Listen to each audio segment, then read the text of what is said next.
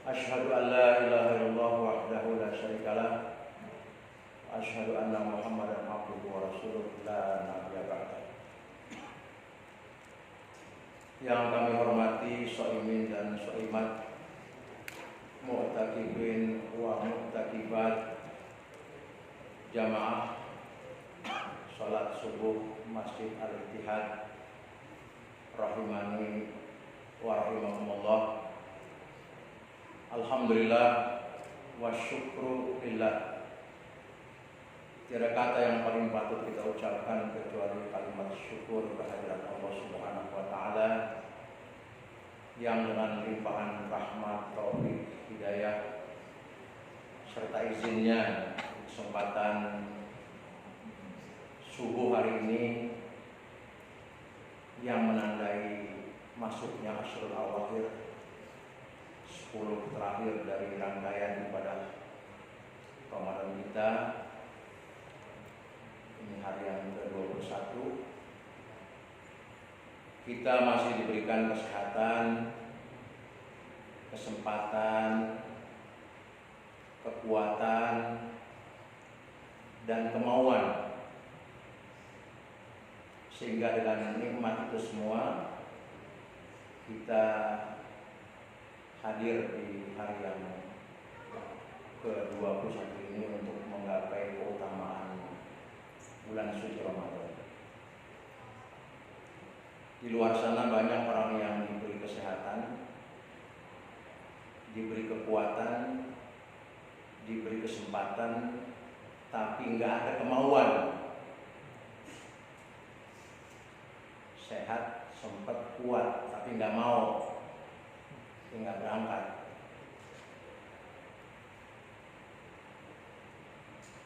Nah, sebelum saya menyampaikan lebih lanjut kajian kita pada subuh hari ini, sebagaimana tadi sudah disampaikan, sebaiknya kalau pada subuh itu kita sampai syuruk, ya. Sebagaimana sabda Rasulullah Sallallahu Alaihi Wasallam, man sholat wada fi jamaatin, siapa yang sholat subuh berjamaah di masjid, summa qa'ada yazkurullah, dia duduk tenang berzikir kepada Allah, hatta tatlu asyamsu, sampai matahari terbit. Summa sholat ini, kemudian dia sholat 2 rakaat, kanat lahu ka ajri hajatin wa umratin tamah rawahu at-Tirmizi, maka dia mendapat pahala seperti orang yang haji dan umroh sempurna. Jadi duduk mengingat Allah itu bisa baca Quran, bisa baca doa, bisa baca zikir-zikir yang lain, termasuk taklim ini kita juga masuk kategori yazkurullah, karena kita mengkaji ayat-ayat Allah, hadis-hadis Rasulullah Sallallahu Alaihi Wasallam. Itu yang harus kita perhatikan selama kita iktikaf ini. Sebaiknya pada subuh itu jangan tidur, zikir dulu lah sampai syuruk, sampai sholat isya 2 rakaat, itu pahalanya seperti haji dan umroh sempurna. Sekarang ini yang udah bayar aja ngantri, apalagi belum bayar. Jangan tidur, belum bayar tidur. Ini sebab yang udah bayar aja ngantri. Jakarta bisa 20 tahun antrian. Di Makassar itu saya baca 50 tahun antrian untuk haji, ya, haji reguler. Umur 50 baru daftar, umur 100 baru berangkat, belum meninggal. Jadi yang udah bayar aja masih ngantri, maka ambillah kesempatan sebelum kita melaksanakan yang seutuhnya rukun Islam kelima, ambillah kesempatan nilainya seperti haji dan umroh dengan cara ba'da subuh duduk tenang berzikir sampai masuk waktu isyraq. Kalau nggak bisa tiap hari ya paling nggak sepekan sekali, hari libur Sabtu Ahad kita sempatkan. Baik jamaah sekalian, kajian yang ingin saya sampaikan hari ini adalah peringatan Al-Quran terhadap negeri yang kufur nikmat. Jadi Allah Subhanahu wa Ta'ala ada memberikan satu peringatan dalam firman-Nya dalam surat An-Nahl ayat 112, yang inti kandungan ayat ini adalah peringatan terhadap negeri yang kufur nikmat. Dikatakan negeri itu kufur nikmat karena penduduknya orang beriman. Kalau penduduknya itu kafir, nggak ada cerita kufur nikmat. Kafir ya udah kufur semua. Yang dikatakan kufur nikmat orang yang beriman yang harusnya mensyukuri nikmat, tapi dia berbuat kufur nikmat, maka Allah ancam dengan firman ini. A'udzubillahi minasyaitonirrajim. Wa daraballahu mathalan qaryatan kanat aminatan mutmainnah. Dan Allah telah membuat satu perumpamaan dengan sebuah negeri kanat aminatan mutmainnah, yang keadaan negeri itu aman, tentram. Ya'tiha rizquha ragadan min kulli makan. Datang rezekinya di negeri itu melimpah, ragadan min kulli makan, dari segenap penjuru negeri tersebut. Di negeri itu subur makmur, gemah ripah loh jenawi, toto tentrem kerto raharjo. Judul, kalau kita kan bikin judul pinter.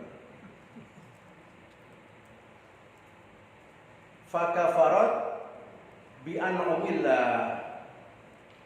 Kemudian penduduk negeri itu kufur terhadap nikmat Allah yang telah diberikan berupa kemakmuran, kesuburan, tentraman. Fa'adzaqahallahu libasal ju'i wal khaufi, maka Allah timpakan kepada penduduk negeri itu pakaian kelaparan dan pakaian ketakutan.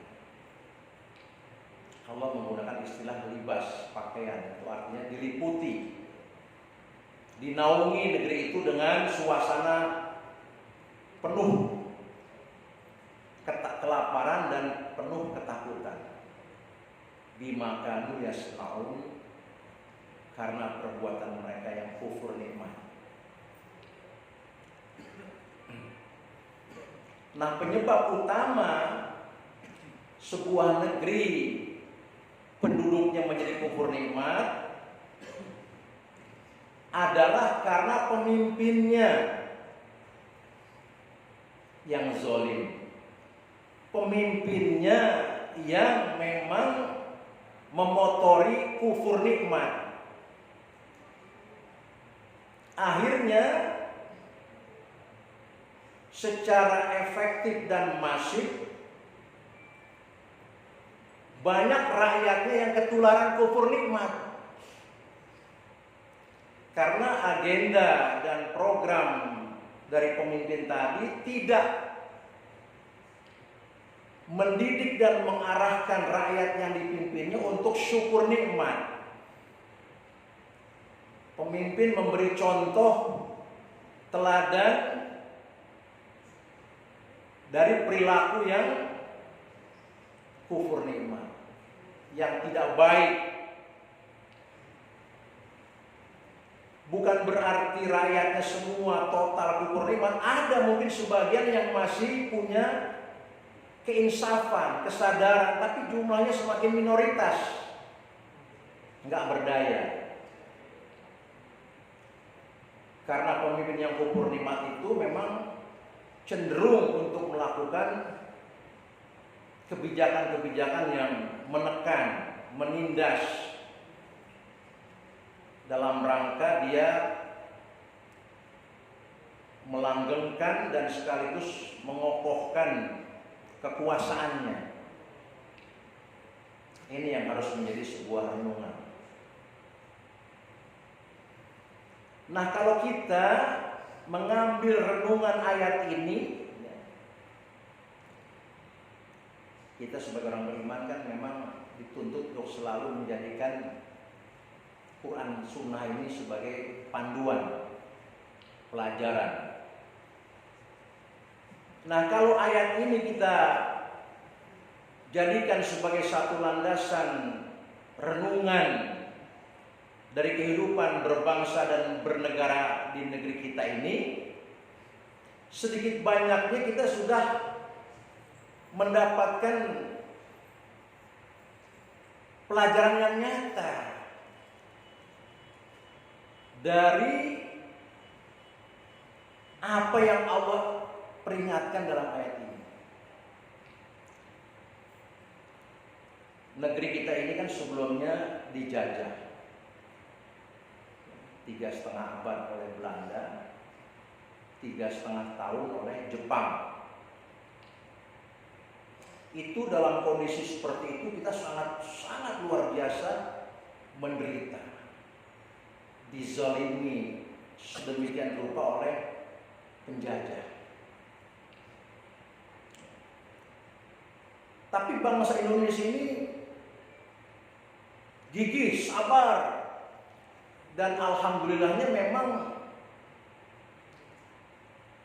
keimanan kepada Allah sudah menyebar luas di negeri kita ini. Maka sejak zaman penjajahan itu sudah banyak perlawanan-perlawanan terhadap penjajah dengan landasan iman. Jadi jangan kita sebut pemberontakan, jangan. Kalau pemberontakan itu seolah-olah satu aksi yang ilegal. Ini perlawanan. Kadang-kadang dalam sejarah ditulis pemberontakan di Penogoro. Dia tidak berontak. Dia melawan kezaliman penjajah yang memang berlaku zalim.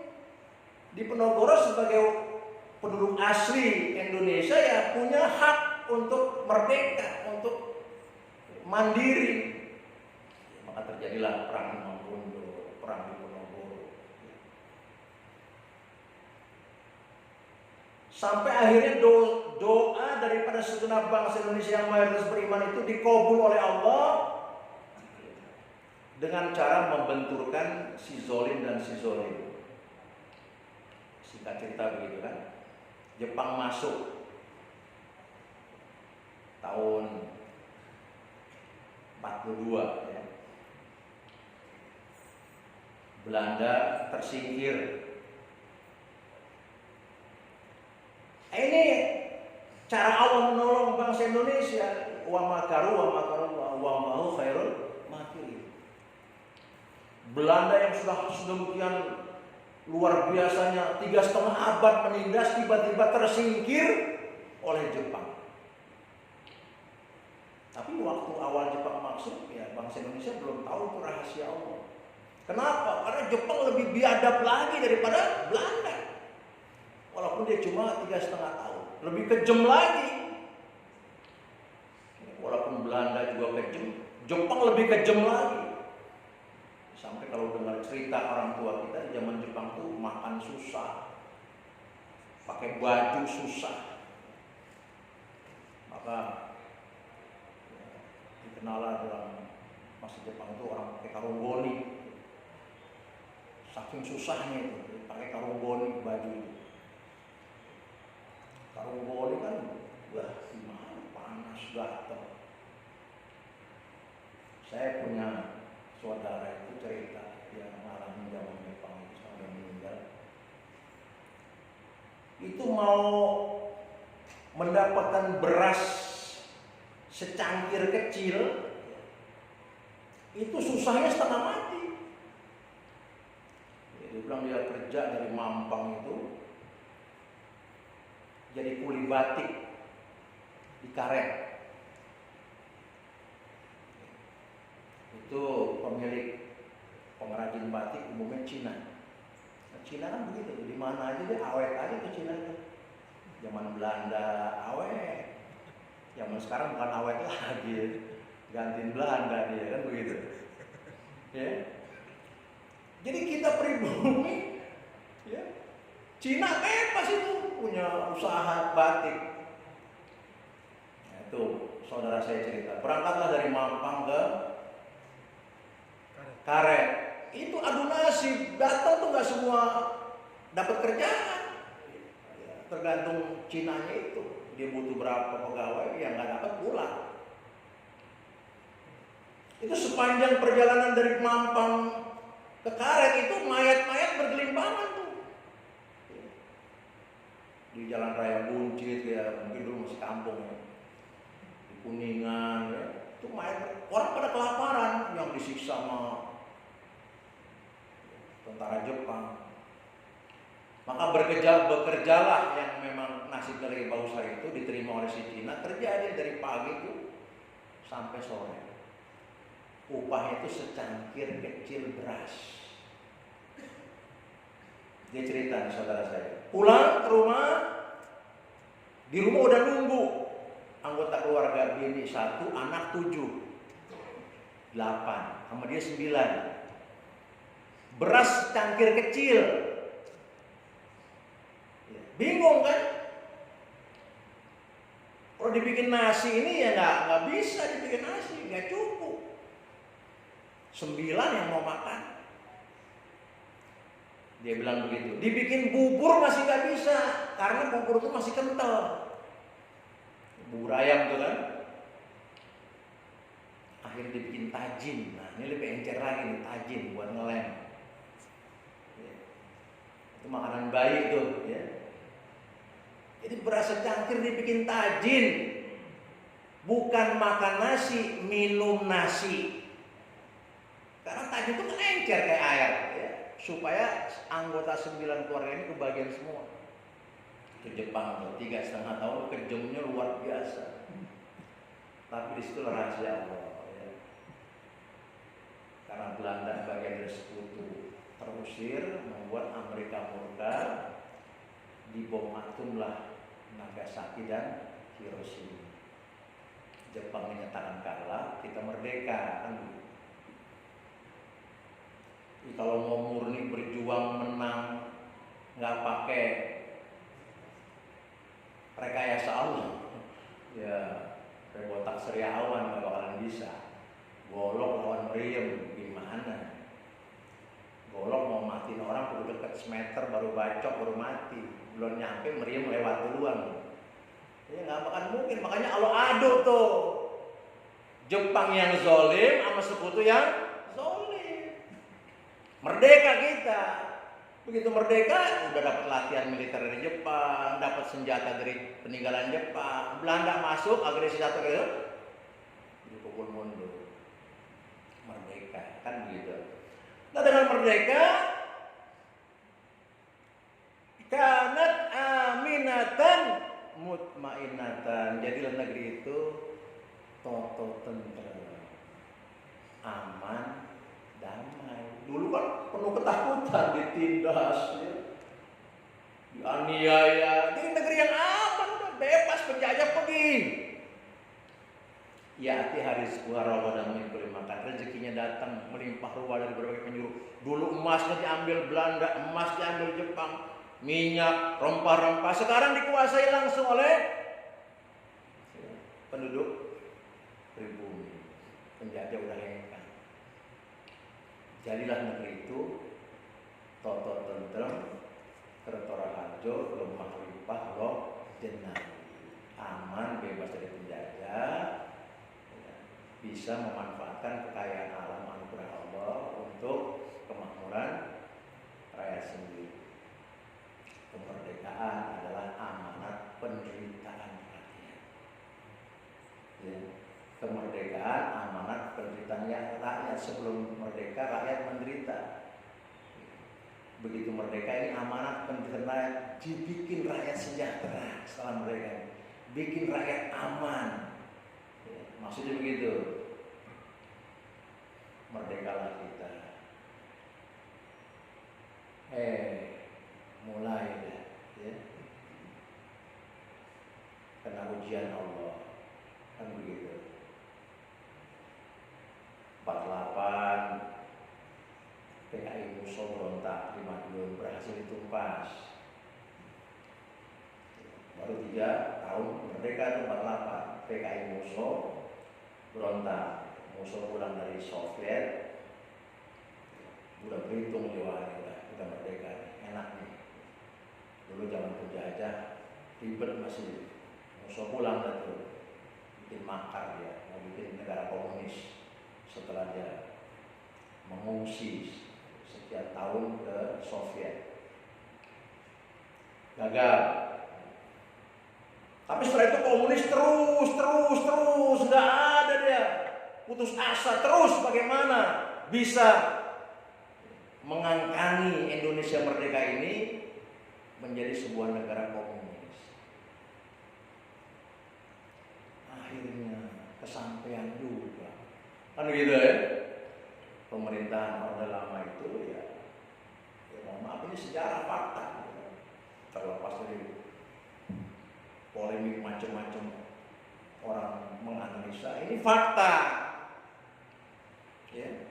Menjelang G30SPK itu, gerakan 30 September itu memang ya pemerintah Orde Lama waktu itu di bawah Presiden Soekarno memberikan sebuah peluang yang begitu leluasa kepada komunis. Cakrabirawa, lembaga-lembaga budaya, ulama ditangkap-tangkapin, ya kan? Gerwani macam-macam.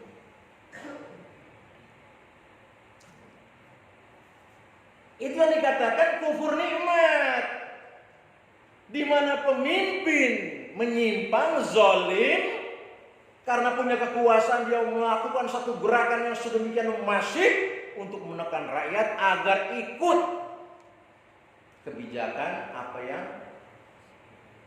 diinginkan pemimpin. Makanya yang nggak setuju tangkap, tindas. Akhirnya orang-orang yang punya satu kesadaran tentang kebenaran ini makin minim, makin nggak berani. Sementara rakyat yang umum, yang apalagi yang miskin-miskin itu lebih bisa diiming-iming. Wah, ini kalau komunis menang, kalian sejahtera semua, dibagi tanah rata semua. Waduh, yang namanya orang miskin, iman kagak ada, ya kan? Jumlahnya juga banyak, makin banyak yang bergabung. Sebagian tentara menyadari ini nggak beres, ya. Ini bertentangan dengan ideologi Pancasila, tapi udah. Situasi sedemikian rupa, akhirnya terjadilah puncak peristiwa itu, di mana komunis menculik 7 jenderal itu, cincang-cincang, pendem di sumur di lubang buaya sana. Itulah puncak daripada kufur nikmat sebuah negeri yang baru saja mendapatkan nikmat Allah berupa kemerdekaan. Berkat rahmat Allah yang Maha Kuasa, bangsa Indonesia diantarkan ke pintu gerbang kemerdekaan. Sadar benar itu disebutkan dalam mukadimah Undang-Undang Dasar. Berkat rahmat Allah. Tanpa rahmat Allah nggak bakalan bisa Bang Guru Cinggolok bisa menang sama penjajah yang pakai meriam, pakai bedil, pakai bom. Nggak bakalan bisa. Yang bisa tuh zolim diaduk, Indonesia merdeka. Itu rahmat Allah. Tapi begitu merdeka, kufur nikmat. Yang negeri ini dimerdekakan dengan Allahu Akbar. Tiba-tiba ideologi anti Tuhan diberi kesempatan hidup sedemikian rupa, melakukan kezaliman-kezaliman yang luar biasa. Yang terjadilah tragedi G30 PKI, Indonesia ambruk, luluh, lantak, hancur. Fa'adzaqahallahu libasal ju'i wal khaufi bima kanu yasnaun. Kami timpakan pakaian kelaparan, pakaian ketakutan. Muncul suasana lapar, suasana takut. Peci, kopiah laku, biar nggak dibilang komunis. Tuh ya. Yang miskin lapar, yang kaya takut. Yang miskin lapar, rasa takut hilang, bawahnya mau ngamuk aja. Yang punya duit, wah, karena emang ekonominya mapan, takut dijarah, takut dirampok. Jadi dua itu. Lapar mewakili kelompok miskin, takut mewakili kelompok kaya. Diliputi itu yang kaya, diliputi rasa takut. Yang miskin lapar. Uang 1.000 jadi seperak. Ya. Saya lahiran 61, ya ingat-ingat dikit lah. Ya, 67, 68 tuh minyak ngantri. Ya, apa. Tuh ya. Azaqahu libasal ju'al khawfi. Allah timpakan pakaian ketakutan, pakaian kelaparan. Ya. Ambruk negeri kita itu. Ya. Tumbang orde baru, tumbang orde lama, ganti orde baru. Jadi kita nih tidak sedang menuduh ini itu, tidak. Kita sedang mengkaji ayat. Ya. Ini ayat. Jadikan pedoman kata Allah. Jangan ulang-ulang terus kesalahan itu. Jadilah kalau sebuah negeri itu memang mayoritas penduduknya beriman, pemimpin juga orang yang mengaku beriman pada Allah, jadilah orang-orang beriman yang selalu bersyukur nikmat kepada Allah Subhanahu wa taala. Maksudnya gitu. Kalau tidak akan berulang sunatullah ini, enggak bisa masuk orde baru. Orde lama dihapus, PKI ditumpas total oleh orde baru. Pokoknya semua yang bawa PKI itu udah nggak bisa lagi punya peluang. Kakek, nenek, PKI, anak udah nggak bisa macam-macam, terlibat bersih diri, bersih lingkungan kan gitu. Screening, crash. Nah, mulailah orde baru ingin membangun suasana kehidupan berbangsa yang lebih kondusif. Pak Harto itu obsesinya Indonesia maju, canggih, modern.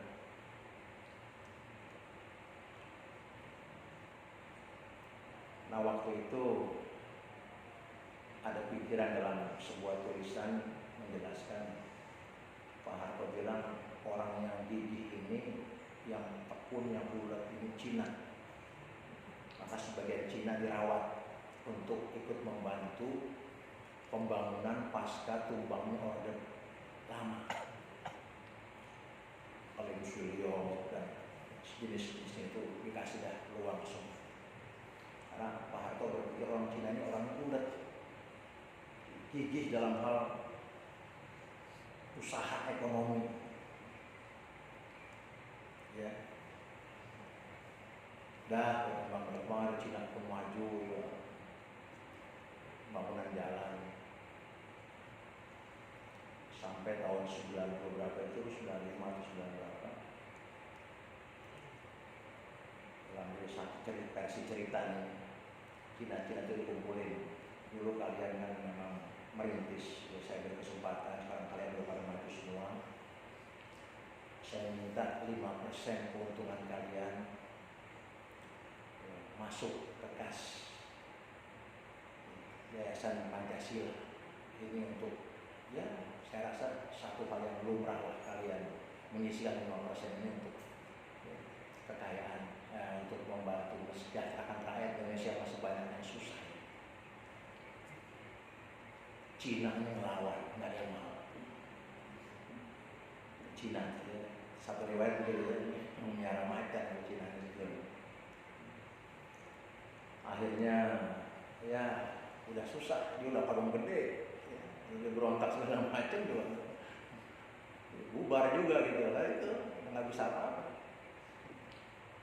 Akhirnya Soeharto minta BUMN semua store 5% buat Yayasan Pancasila. Itulah yang mewujud jadi masjid-masjid Pancasila itu dibangun di mana-mana. Itu uangnya dari situ, dari setoran BUMN. Itu ketika Soeharto udah mulai menyadari nih harus ada ya, berpihakan kepada rakyat. Tapi waktu itu strateginya dia ingin pembangunan sukses dulu.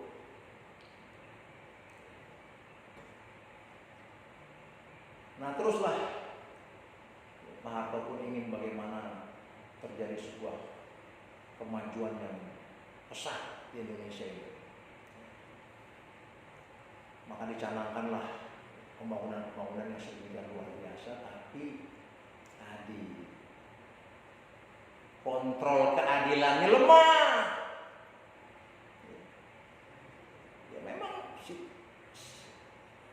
fakta-faktanya masih kita lihat, Kuningan, ya Kuningan, kampung-kampung teman saya semua orang susah sih. Ya, bahkan terakhir itu sebelum terbang kan Polda Metro Jaya mau dipindahin, Mabes Polri mau dipindahin, wah setas negara tuh. Jadi Jakarta ini ingin jadi kota metropolitan. Ibu kota mau dipindahin ke mana? Jonggol. Itu masih mendingan sebetulnya. Yang sekarang. Jonggol masih dekat, jadi pusat pemerintah mau dipindahin ke Jonggol. Ini pusat ekonomi, masih mendingan, masih dekat jaraknya. Tapi kontrol Soeharto ini kezaliman merajalela. Di Jonggol tuh sampai sekarang sertifikat orang tuh udah banyak yang hilang, mencalok-calok. Sementara ibu kota nggak jadi. Makanya kalau di tanah di Jonggol tuh spekulasi sekarang tuh. Surat di mana, tanah di mana. Zaman dulu calon dong. Ini kezaliman lagi nih, kubur nikmat. Ingin membangun bagus niatnya, tapi keadilannya nggak ada. Sehingga umum yang dikenal itu sebagai ganti rugi. Kalau Islam kan suruhnya ganti untung. Jangan ganti rugi, ganti untung. Kalau ganti rugi zalim, ganti rugi, diganti tapi rugi gitu. Kalau ganti untung aja kalau nggak mau, nggak boleh dipaksa. Gubernur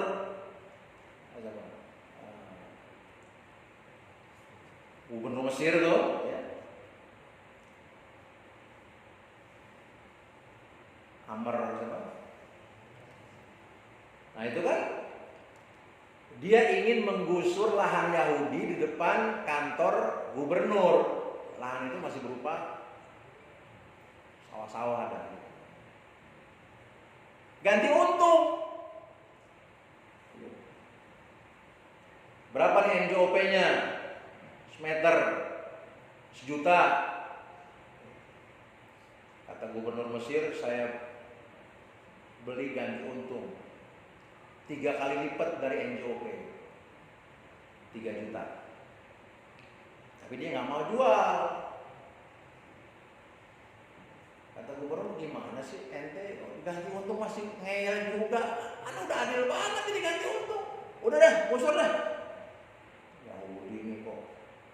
Nah, lapor dia kan ke Khalifah Umar bin Khattab. Pergi dia ke Madinah tuh, jauh dari Mesir, hanya untuk melaporkan ulah anak buah Khalifah, yaitu gubernur Mesir.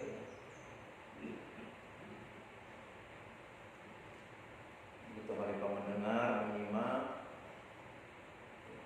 jawabannya sederhana aja, ambil tulang. Waktu itu alat tulis menulis kan kalau nggak kelopak korma, kulit kambing, tulang, ambil tulang. Kalau pakai kalimat bertele-tele, pakai bahasa sandi aja.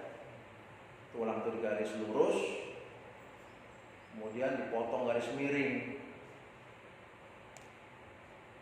Nih, jawaban dari Khalifah bilang, kasih gubernur Mesir. Yahudi kan bingung, seorang serius banget jawabannya dengan tulang begini tuh, lurus, miring. Ya udah dah, emang begini dapetnya. Balik dia ke Mesir, lapor ke Tuan Gubernur, saya udah laporkan, saya sudah adukan Tuan kepada pimpinan Tuan Khalifah Umar bin Khattab, dan ini jawabannya. Silakan Tuan baca. Begitu dilihat oleh Gubernur Mesir, Amr bin As, gemeter dia, pucat. Yahudi bilang, ini jawaban tokcer banget ya, cuman garis miring garis ini pucat begini. Yahudi, apa sih Tuan Gubernur maksudnya apa? Maksudnya berlakulah lurus. Kalau enggak leher putus. Serem. Yahudi girang banget. Masya Allah, ini keadilan Islam. Nggak bertele-tele, cuma begini doang jawabannya. Ya, lurus, kalau enggak leher putus. Kata Amr bin As, hentikan pembangunan, ya, hentikan pembongkaran. Yahudi bilang, kalau begini Islam saya terima dah, ya. Ganti untung saya terima tuh. Masuk Islam nih. Ya, dia redo, ya. Dia masuk Islam tuh. Ya. Syukur nikmat tuh kalau pemimpinnya begitu. Ini ganti rugi. Presiden panggil gubernur. Pak Gubernur, saya mau gusur tuh Kuningan. Berapa semeter NJOP? Waktu itu ya, kata gubernur, semeter 50.000 NJOP. Oh, udah nggak apa-apa. Gubernur panggil wali kota. Pak wali kota, berapa itu semeter NJOP? 25. Panggil wali kota 25. Panggil camat berapa semeter? 15. Camat panggil lurah, berapa semeter? 10. Ya. Lurah panggil RW, berapa semeter? Goceng, mampus tuh rakyat. Hah? Ini karena dari atasnya NJOP turun ke bawah. Soeharto nggak mau tahu, ini udah sesuai prosedur kan begitu. Nah, begitu rakyat nolak, preman-preman turun kan, wow, makan segala macam. Ya, masif itu kubur nikmat. Emang rakyat nggak berdaya tapi dizolimi. Salah satu dakwatuhum la turad, 3 golongan yang doanya nggak ditolak, yaitu dakwatul mazlum, orang yang dizolimi. Begitu banyak yang dizolimi, semuanya doa, ya Allah, zolim ya Allah, balas ya Allah, mohon keadilan, kan begitu. Terjadilah kerusuhan 90. Itu kan kita kalau secara akal sehat juga lagi nggak masuk akal. Sebagaimana dulu kita bisa menang sama Belanda nggak masuk akal, Kalau adu Jepang sama Sekutu ya 98 Soeharto bisa tumbang nggak masuk kalau militer semua dia kuasai. Tahu glodok lautan api, gimana rusaknya? Ini makar nih. Prabowo sama Wiranto berantem, nggak ada urusan kalau makar memokor kayak ini. Yang penting ini Allah yang gerakin, bener nggak? Ini Quran janji Allah, jadi maksudnya nih kita merenung di sini, ya. Ini ada ayat Quran, ya, yang memberikan satu peringatan. Azab Allah libasa jual, makanu, yes. Tuh, maksudnya begitu. Saya di Mampang, nggak jauh dari markas marinir tuh, ya. Di Krakatau. Marinir penuh di Mampang, nonton aja.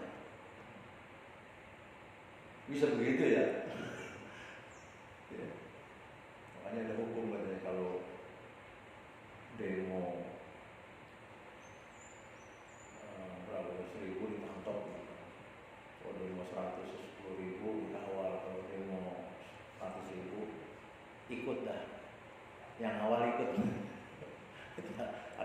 ada prinsip politik begitu kan, kalau demo 1.000 ditangkap, kalau demo 10.000 dikawal, kalau 100.000 yang awal ikut demo gitu. Itu namanya rakyat udah ngamuk sejadi-jadinya, ya. Tentara bilang kalau gue bunuh-bunuhin habis Indonesia, nggak ada rakyatnya, ya. Kalau nggak ada rakyat, pemimpin juga nggak ada gunanya, nggak ada rakyatnya, rakyat mati semua dibunuhin. Akhirnya rakyatnya macan, ayam, ya kan? Binatang. Ya. Makanya itu udah satu sunatullah, ya. Marinir nonton tuh. Habis tokoh-tokoh udah dijarah semua, namanya rakyat udah ngamuk sedemikian rupa, ini sunatullah, tapi udah nggak bisa dilawan, udah. Ya. Rakyat emosi begitu dah, yang penting udah balas dendam dah nih, siapa yang dijarah dah, udah nggak mau mikir dah. Itu ngejarah udah nggak mikir, yang material diangkut aja tuh, semen, pasir, kadang-kadang semen doang, udah rumah dibingung semen doang, pasir kan, wah air di sini. Gua semur aja bikin bubur nih semen. Ya bagaimana dia mau bangun kontrakannya semen doang, pasir kagak. Ya toko material kan memang pasir susah bawanya, semen yang paling gampang, semen, cat segala macam. Emosi. Glodok tuh kadang karpet yang 5 meter kali 5 meter. Kontrakan 3 kali 4. Kayak gua nggak bingung berlari di mana. Ya kan? Ada yang nyolong kulkas 3 pintu. Listrik 4,5 turun tuh listrik.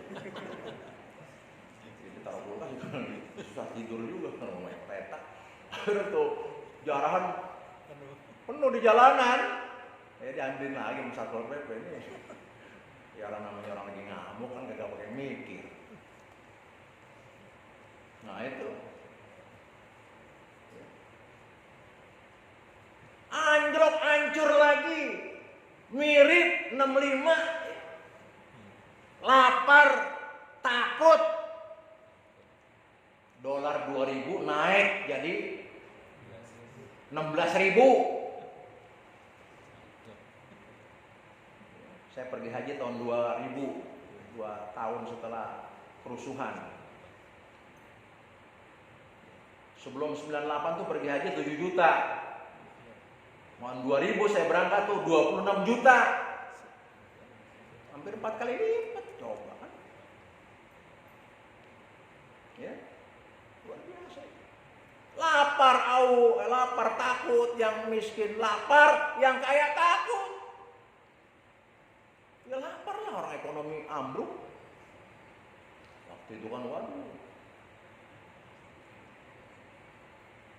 minyak goreng tuh antri. Sama sekarang. Ntar lagi ambruk. Ya bukan nakut-nakutin, bukan, ini ayat yang ngomong. Ya kan? Urusan Allah dah. Kalau kita ngomong begini-begini ditangkap lagi. Allah lu mau tangkap nih Allah nih. Tangkap dah Allah dah. Ya kan? Itu kan ayat dari Allah.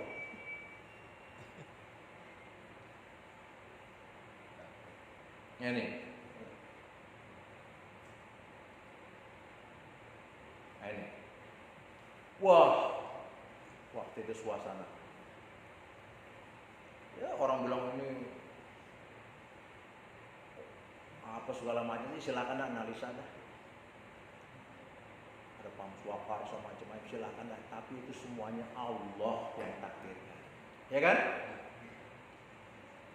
Yang miskin lapar, yang kaya.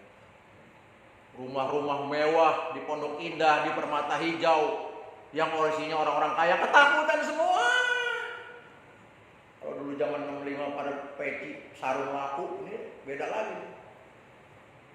Rumah-rumah orang kaya itu pagarnya disangkutin sejadah. Pribumi Muslim Allahu Akbar. Begitu. Sejadah buat sholat, temen kata kalau sangkutin di pagar. Lu bikin bego aja lagi. Ya kan bikin kubur nikmat kan begitu. Ya tak enak udah suasana begitu, orang udah bingung bagaimana kalau rumah dicurigai rumah Cina jarang, udah pembantunya suruh sangkutin tuh sejadah nggak pernah dipakai, dikeluarin semua dari lemari, suruh sangkutin, atau beli sejadah baru sangkutin, tulis bawahnya pribumi Muslim Allahu Akbar. Kalau udah babak belur begini, takdir loh begini. Kemarin azan budeg aja loh, agak mau nyaut kan begitu, nggak mau nyaut. Sekarang udah kacau kalau begini, Allahu Akbar. Begitu manusia. Ya, jadi kalau sekarang kita ngomong begini-begini, ntar wah melanggar undang-undang ITE, ini kita ingetin sama Quran aja. Kalau kufur nikmat, ya Allah akan azabullah libasan, Allah timpakan nanti ketakutan, kelaparan, terulang lagi. Ya. Bagaimana caranya? Itu urusan Allah Subhanahu wa Ta'ala. Ini zaman. Silakanlah atur sedemikian rupa, melanggengkan kekuasaan, mau begini mau begini, silakan aja. Kita tetap ikhtiar ya, kita berdoa ya. Kita nggak boleh pasrah, nahi mungkar jalan terus ya. Tapi nanti puncaknya Allah yang akan turun tangan. Nah kalau pemimpinnya adil, rakyatnya bersyukur. Ada nggak contohnya? Ada. Emang sengaja Allah munculkan di tengah-tengah peradaban manusia. Siapa itu? Khalifah Umar bin Abdul Aziz. Itu contoh. Jauh setelah generasi Rasulullah SAW dan para rasul, jauh itu. Zaman dinasti Umayyah. Dia berkuasa cuman 2 tahun 4 bulan. Tahun 717 sampai 720. Ya dia bagian dari dinasti. Kalau dinasti itu kan memang ya tahta itu berlandasan keturunan ya, keluarga. Nah, ini contoh nih, pemimpin yang adil membuat kehidupan berbangsa bernegaranya itu syukur nikmat. Jadi akhirnya makmur, subur, damai, aman, sejahtera, bahagia. Dia mewariskan pemimpinan dari generasi yang kesekian. Setelah keluarganya meninggal, akhirnya jatuh ke dia. Memang dia dikatakan dalam riwayat itu cicitnya daripada Khalifah Umar bin Khattab. Umar bin Khattab itu pernah melamar seorang gadis yang penjual susu, itu yang ceritanya terkenal, penjual susu yang jujur, yang ibunya bilang campurlah susu kita hari ini supaya banyak. Kata si gadis tadi, jangan bu, Khalifah Umar galak, kalau tahu kita campur susu kita akan dihukum. Kata ibunya, ini udah malam, Khalifah Umar udah tidur. Padahal saya Umar lagi kontrol tuh, dengerin keluarga miskin lagi dialog anak sama ibunya.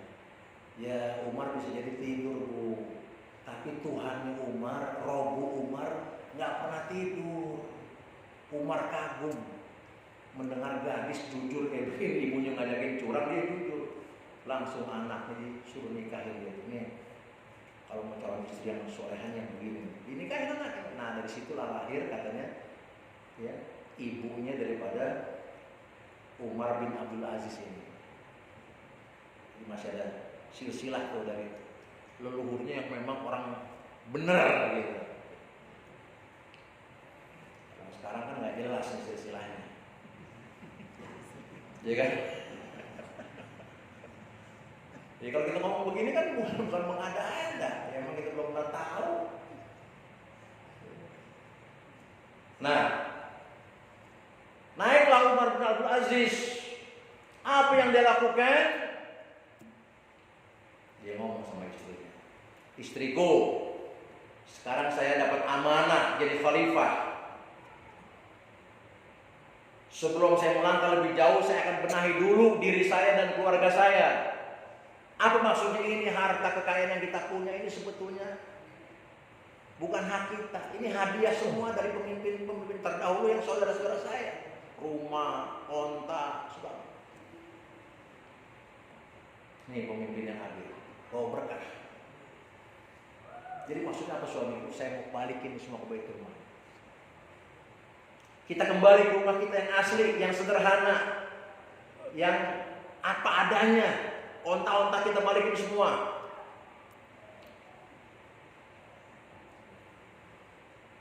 Kita jangan cerita yang jelek doang, ngeritik doang. Tadi kita ambil contoh kan gitu. Jangan orang ngomong doang yang mana contoh. Ini contohnya ada. Kalau mau dipraktekin ya, bisa, yang penting punya iman. Kalau nggak punya iman ya rakus ya susah. Dibilangin apa juga mudah kan begitu. Nah dibalikin semua, tinggallah dia di rumah yang sederhana. Ada onta udah jelek lah, onta merah segala macam balikin. Kumpulin pejabat, wahai para pejabat, pembantu-pembantuku, sekarang aku sudah didaulat jadi pemimpin tertinggi, jadi khalifah, dan aku sudah melakukan satu langkah pertama, mengembalikan semua hartaku yang aku anggap itu bukan aku ke Baitul Mal. Dan aku gak akan paksa kalian. Kalau kalian merasa ada harta-harta yang kalian punya itu memang bukan hak kalian, bukan gaji kalian yang seharusnya kalian terima, tapi hadiah-hadiah dari pembesar-pembesar dulu, lakukanlah hal yang sama.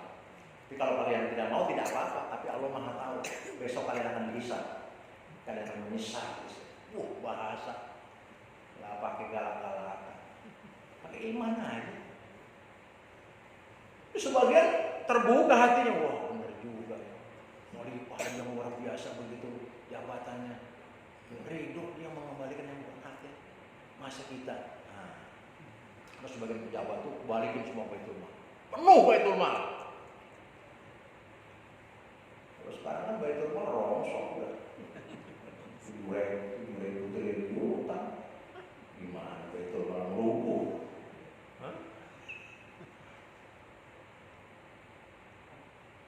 Biasa mah begitu dia lengser, anak cucu kita kebabaran. Baru utang. Penuh Baitul Mal. Ada sebagian kecil pejabat yang masih ngeyel. Ya mungkin adalah namanya iman kan begitu, orang nggak sama. Masih ngeyel, nggak mau mulangin dia. Jangan mulangin gue sih nggak ada. Udah nggak apa-apa, nggak dipaksa. Cuman tiap hari itu banyak pejabat yang nggak mulangin kekayaan, mundar mandir dari rumah ke istana kerja. Rakyat pada ngebully. Dia masih pakai onta merah, masih pakai onta yang bagus. Kata rakyat, otak di mana otak? Otak dibilang rakyat. Otak di mana otak? Khalifah, ontaknya buntut, ente ontak bagus begitu. Otak di mana otak? Diterapkan otak puyeng juga nih. Otak di mana otak? Wah, aku nggak punya otak boleh. Yang begitu kan kalau jatuhnya dengkul duluan pikir otak, karena otaknya dengkul. Ditepok pantatnya kayak otak, otaknya di pantat.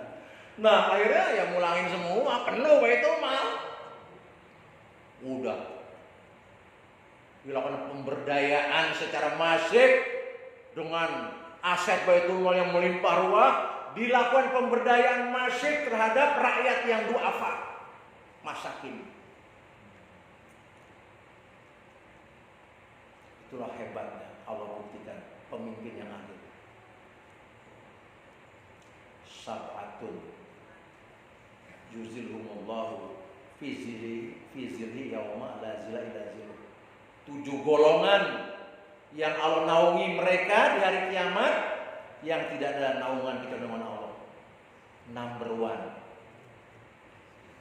posisi pertama, al-imamul adil, imam yang adil.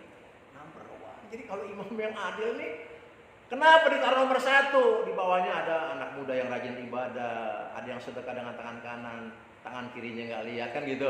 Tapi yang pertama imam adil. Imam yang adil bikin orang banyak sejahtera, karena imam ini membawahi rakyat.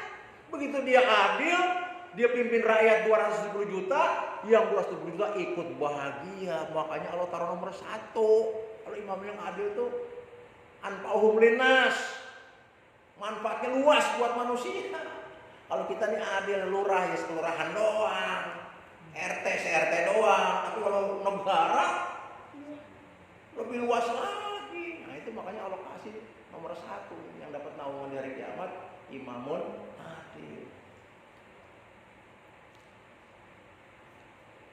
Nah itu. Jadi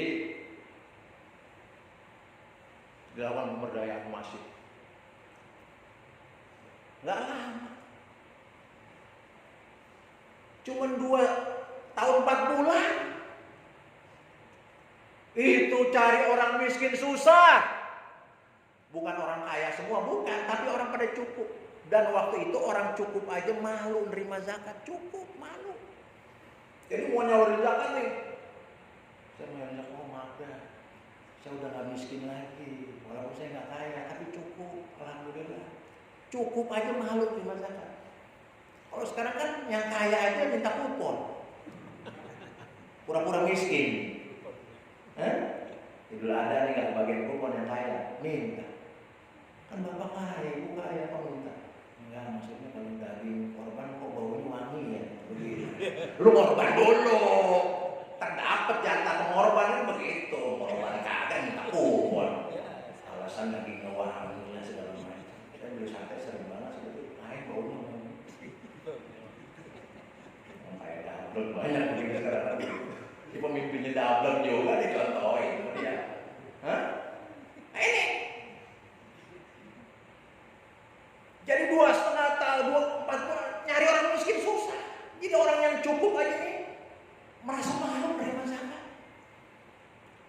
Akhirnya kata Khalifah, udah orang-orang miskin yang rumahnya udah mau rubuh, dibangunin rumah. Udah semua dibangunin, yang rumah-rumah jelek udah dibangunin. Oh kalau gitu yang jomblo nikahin dia ya. Udah jomblo udah pada nikah semua. Tuh, udah bingung udah.